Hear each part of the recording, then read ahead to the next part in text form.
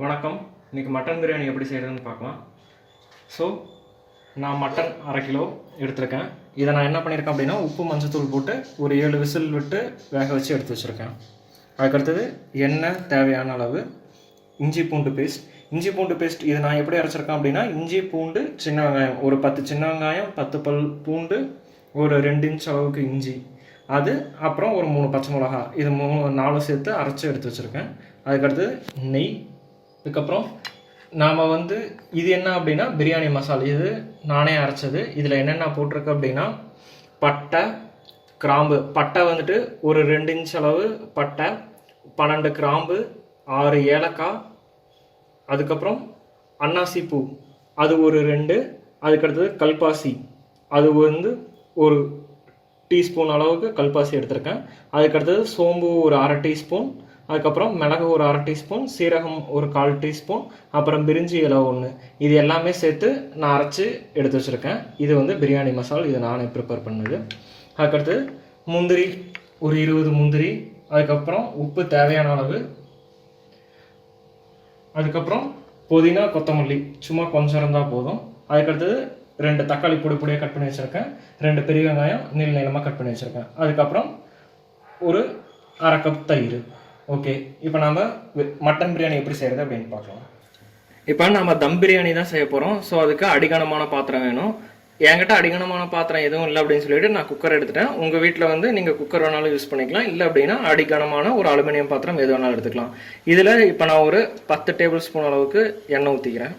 10 table spoon கூட வேண்டாம், கொஞ்சம் கம்மியாகவே ஊற்றிக்கோங்க. ஸோ நீங்கள் எவ்வளோ யூஸ் பண்ணுவீங்களோ அதுக்கு தகுந்த அளவுக்கு எண்ணெய் யூஸ் பண்ணிக்கோங்க. அது கூட கொஞ்சம் நெய் ஆட் பண்ணிக்கோங்க. ஒரு 2 டேபிள் ஸ்பூன் அளவுக்கு நெய் ஆட் பண்ணிக்கோங்க இதோடையே. இப்போது எண்ணெய் நல்லா காஞ்சதுக்கப்புறம் நம்ம கட் பண்ணி வச்சுருக்க பெரிய வெங்காயத்தை அதோடு ஆட் பண்ணிக்கலாம். வெங்காயம் இந்த பச்சை வாசமெல்லாம் போகிற அளவு வணங்கணும். ஸோ அது வரைக்கும் ஒரு 5 நிமிஷம் இதை நம்ம நல்லா வணக்கிக்கலாம்.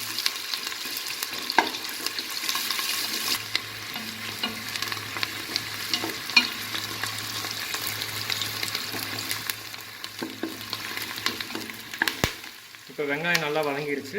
இந்த டைமில் நம்ம என்ன பண்ணலாம் அப்படின்னா, இஞ்சி பூண்டு பேஸ்ட் ஆட் பண்ணலாம்.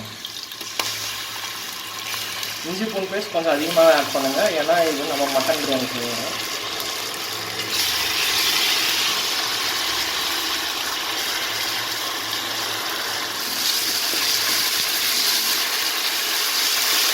இஞ்சி பூண்டு பேஸ்ட் நல்லா பச்சை வாசமெல்லாம் போகிற அளவுக்கு நம்ம நல்லா வதக்கியாச்சு. இந்த டைமில் கட் பண்ணி வச்சுருக்க தக்காளி இதோட நான் ஆட் பண்ணிக்கிறேன்.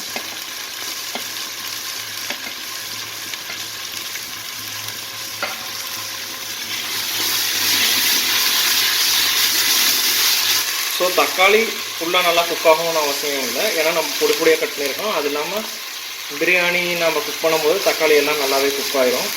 ஸோ இதுக்கப்புறம் நம்ம அரைச்சி வச்சுருக்க பிரியாணி மசாலா அது ஒரு 2 டேபிள் ஸ்பூன் அளவுக்கு மட்டும் சேர்த்திக்கோங்க.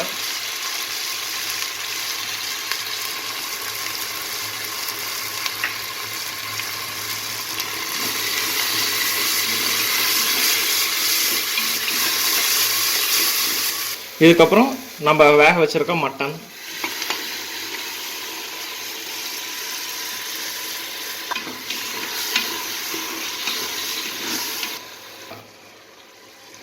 அதுக்கப்புறம் காரத்துக்கு தேவையான அளவு மிளகாத்தூள். நான் காஷ்மீரி ரெட் சில்லி பவுடர் தான் எடுத்திருக்கேன். இது எதுக்காக அப்படின்னா, நான் கலருக்காக தான் எடுத்திருக்கேன். காரம் அதிகமாக இருக்காது. நம்ம இதுக்கு பதிலாக நம்ம நார்மல் வரமிளகாத்தூள் வேணாலும் யூஸ் பண்ணிக்கலாம். ஸோ உங்கள் காரத்துக்கு தகுந்த அளவு நீங்கள் பார்த்து யூஸ் பண்ணிக்கோங்க.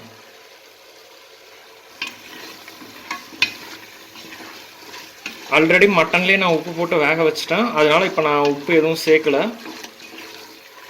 நம்ம தண்ணி ஆட் பண்ணிவிட்டு அதுக்கப்புறம் நம்ம உப்பு எவ்வளோ தேவையோ அதுக்கு தகுந்த அளவுக்கு நம்ம பார்த்து சேர்த்திக்கலாம்.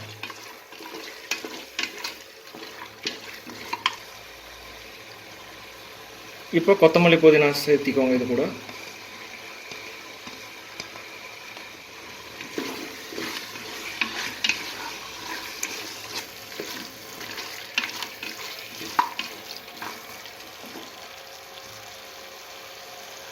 இதுக்கப்புறம் நம்ம எடுத்து வச்சுருக்க முந்திரி இது கூட சேர்த்திக்கலாம்.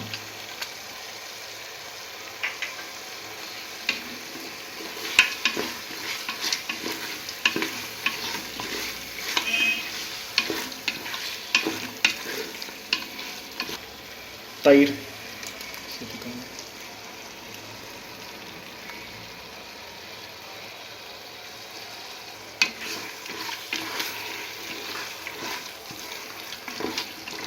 நல்லா ஒரு 5 மினிட்ஸ் இதை நல்லா குக் பண்ண விடுங்க மீடியம் ஃப்ளேமில் வச்சு.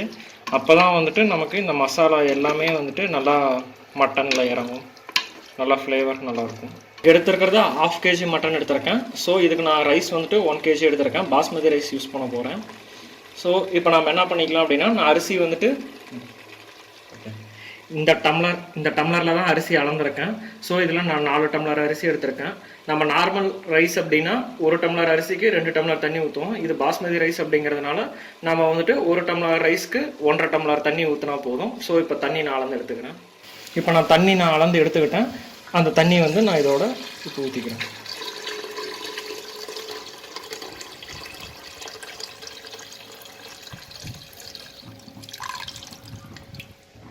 தண்ணி ஊற்றியாச்சு. ஸோ அதுக்கு தகுந்த அளவு உப்பு போட்டுக்கலாம்.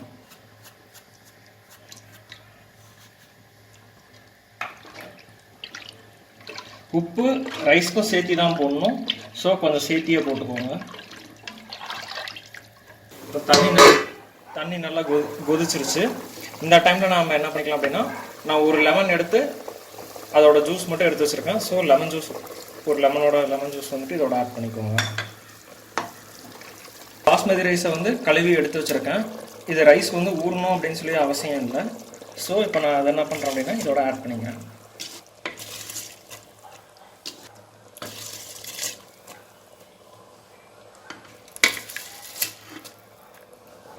ரைஸ் போட்டாச்சு. இப்போ இது ஒரு டைம் நல்லா மிக்ஸ் பண்ணி விட்டுக்கோங்க. ஸோ இந்த டைமில் உப்பு செக் பண்ணுங்கள். ரைஸ் போட்டதுக்கப்புறம் உப்பு செக் பண்ணிவிட்டு உப்பு பத்தலை அப்படின்னா ஆட் பண்ணிக்கோங்க. ஆட் பண்ணிவிட்டு ஒரு டைம் மட்டும் நல்லா மிக்ஸ் பண்ணி விடுங்க. ரைஸ் போட்டதுக்கப்புறம் அதிகமாக வந்துட்டு கரண்டி போட்டு மிக்ஸ் பண்ண வேண்டாம், ஏன்னா சாப்பாடு உடஞ்சிரும். ஸோ இந்த அளவுக்கு நமக்கு தண்ணி சுண்டுனதுக்கப்புறம் நம்ம என்ன பண்ணோம் அப்படின்னா, இதுக்கப்புறம் நம்ம தம் போடுற ப்ராசஸ் ஸ்டார்ட் பண்ணிட வேண்டியது தான். தம் போடுறதுக்கு என்ன பண்ணோம் அப்படின்னா, இங்கே பாருங்கள், இந்த மாதிரி ஒரு தோசைக்கல் எடுத்து இந்த தோசைக்கல் வந்துட்டு ஒரு 10 நிமிஷம் மீடியம் ஃப்ளேமில் ஆல்ரெடி வந்து ஹீட் பண்ணி வச்சுருங்க. இதுக்கப்புறம் என்ன பண்ணுறீங்க அப்படின்னா, இந்த பாத்திரத்தை எடுத்து நம்ம என்ன பண்ண போகிறோம்னா இந்த தோசைக்கல் மேலே வைக்க போகிறோம்.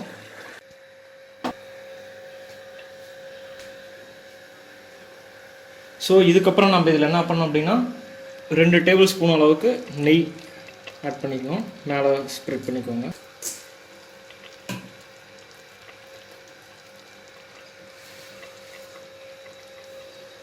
அதுக்கப்புறம் வாழை இலை. இது வாழை இலை இருந்தால் யூஸ் பண்ணலாம், இது ஆப்ஷனல் தான். கம்பல்சரி இப்படி வாழை இலை வைக்கணும் அப்படின்னு சொல்லிட்டு அவசியம் இல்லை. இருந்துச்சு அப்படின்னா வாழை இலை இது மேலே இந்த மாதிரி கேப் இல்லாமல் நல்லா ஸ்ப்ரெட் பண்ணி வச்சுக்கோங்க. இது வந்துட்டு ஒரு நல்ல ஃப்ளேவர் வந்து ஆட் பண்ணோம், அதுக்காக தான் நம்ம வந்து வாழை இலை வைக்கிறோம். இதுக்கு மேலே திரும்பவும் க்ளோஸ் பண்ணிக்கிட்டு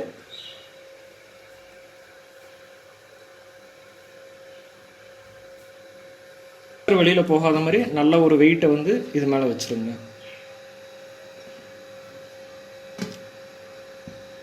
கேஸை வந்து லோ ஃப்ளேமில் வச்சுட்டு இப்போது 20 நிமிஷம் நான் தம் போட்டு கேஸ் ஆஃப் பண்ணிட்டேன். அதுக்கப்புறம் 10 நிமிஷம் நான் அப்படியே வச்சுருக்கேன். இதுக்கப்புறம் இப்போ இதை ஓப்பன் பண்ணி பார்க்கலாம்.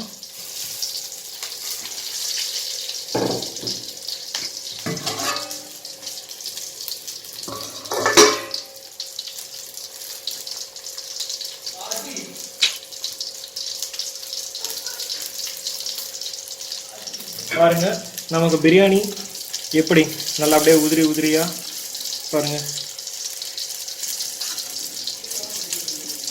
கொஞ்சம் கூட அடி பிடிக்காம நல்லா நீட்டாக வந்திருக்கு.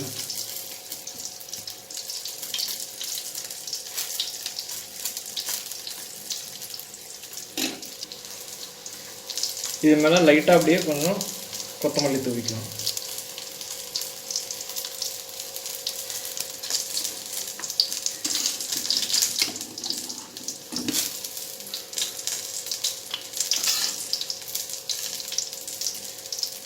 அதிகமாக கிளற வேண்டாம்,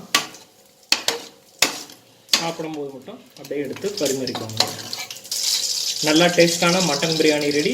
இதை வந்து உங்கள் வீட்லேயும் நீங்கள் ட்ரை பண்ணி பாருங்கள், எப்படி இருந்துச்சு அப்படின்னு சொல்லிட்டு எங்களுக்கு கமெண்ட் பண்ணுங்கள். மறக்காமல் எங்கள் சேனலை இது வரைக்கும் சப்ஸ்கிரைப் பண்ணாதவங்க சப்ஸ்கிரைப் பண்ணுங்கள். இந்த வீடியோஸும் மற்றவங்களுக்கும் ஷேர் பண்ணுங்கள். இதே மாதிரி இன்னொரு டேஸ்டான ரெசிபியோட திரும்பவும் உங்களை நான் மீட் பண்ணுறேன்.